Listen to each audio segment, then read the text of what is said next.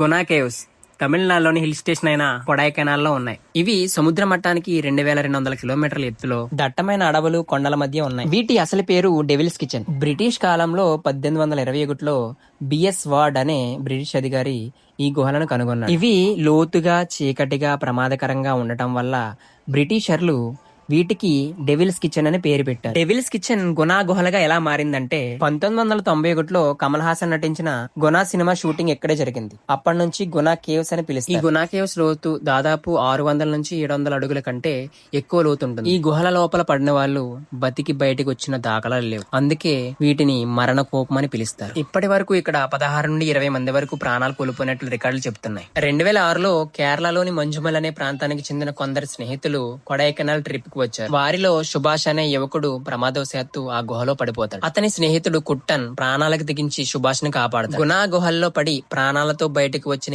ఏకైక వ్యక్తి సుభాష్ మాత్రమే. ఈ నిజ జీవిత సంఘటన ఆధారంగానే 2024లో మంజుమల్ బాయ్స్ అనే సినిమా తీశారు.